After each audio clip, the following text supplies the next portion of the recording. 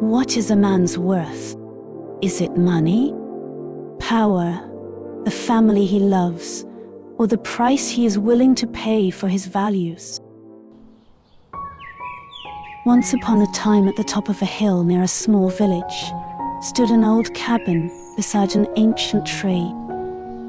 Smoke curled from the chimney as birds sang a calming tune. In front of the cabin, a middle-aged man is teaching archery to his daughter. He was teaching young Anna with a small bow he had made for her. She is trying to do a trick shot, and Matthew can't help but laugh. You're not supposed to hold it like that, kiddo, Matthew said. Out of the 5 arrows she fired, only 1 hit the target, but Matthew couldn't have been prouder.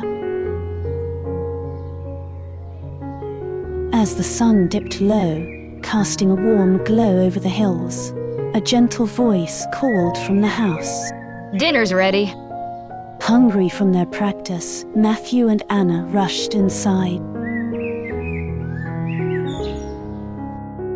In the kitchen, Emma was setting the table. Even after 12 years, Matthew froze for a moment every time he saw her. With her ocean blue eyes, snow-white skin, golden hair like the summer sun, and lips as red as a fine wine, she was simply breathtaking.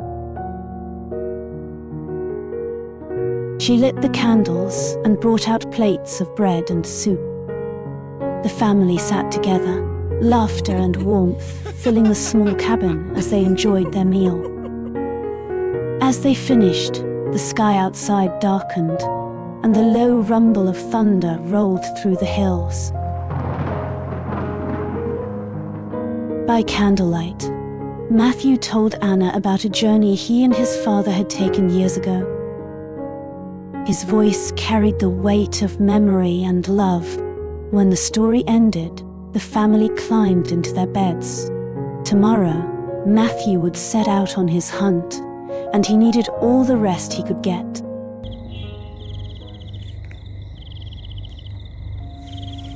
After a long night, the rain finally stopped. The sky remained dark, with dawn still hours away.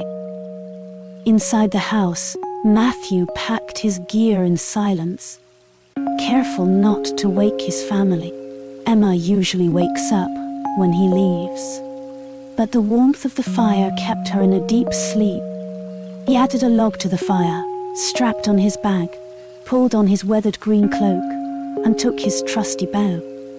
Before leaving, Matthew checked on his daughter. Her golden hair fell over her face, and he gently brushed it aside, tucking the blanket closer around her. Anna's peaceful beauty filled his heart with hope. He kissed her forehead and stepped outside. The village of Windhurst, known for its timber trade, was silent and empty under the shadows. Matthew walked toward the jungle. The damp earth was soft beneath his boots. He entered the trees, ready to hunt for a deer. The journey to the hunting spot will take nearly 2 days, so Matthew has to make camp along the way. By the end of the first day, he set up a small tent and built a fire in the jungle. After finishing his simple dinner, he began sharpening his hunting knife and adjusting his bow, both passed down from his father. Matthew's father had taught him everything about hunting, from tracking prey to surviving in the wilderness.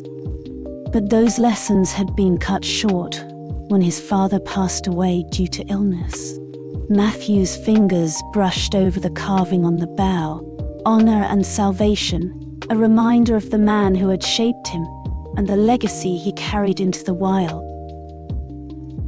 The words brought back a vivid memory of his father kneeling beside him in the woods. Even now, Matthew could feel the warmth of his father's hand resting on his shoulder. Hold it, His father said, his voice low and strong, as if the forest itself was listening. It's not about the kill.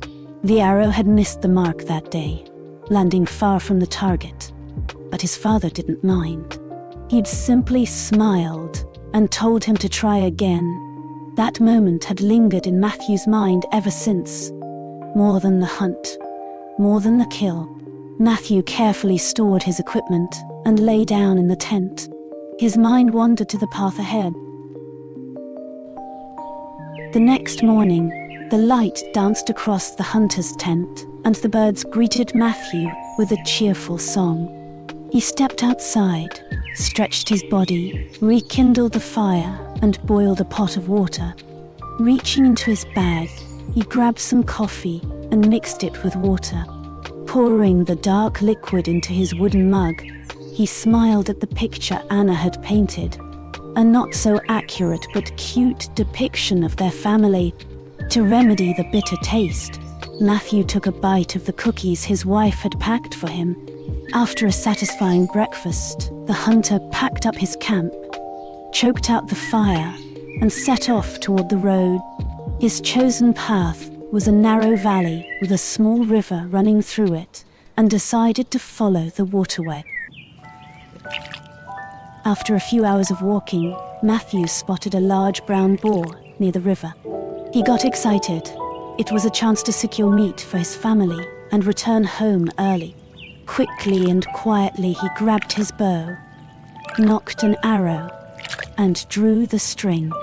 He adjusted his aim, ready to fire, but something stopped him.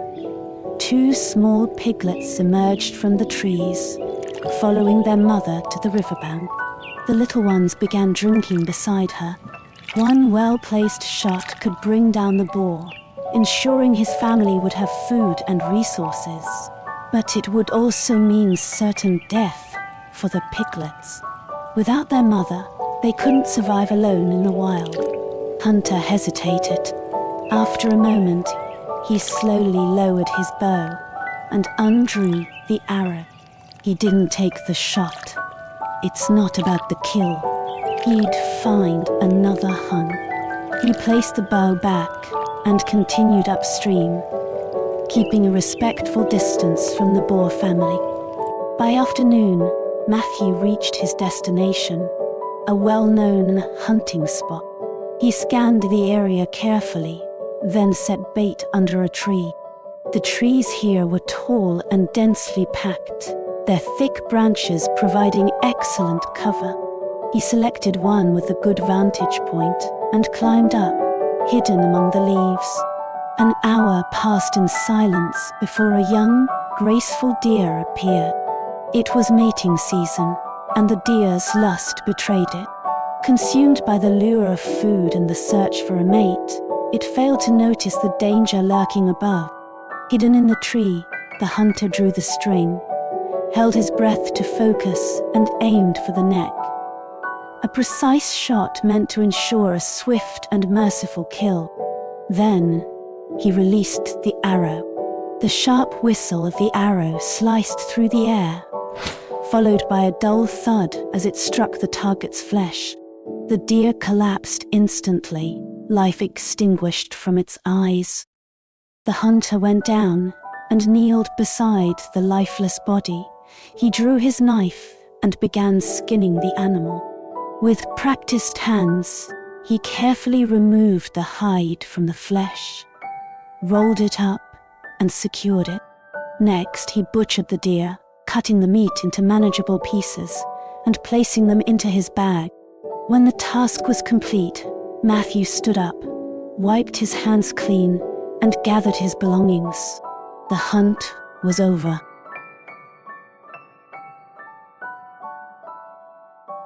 Weighed down by his heavy load and fatigue, he chose the longer but easier path home.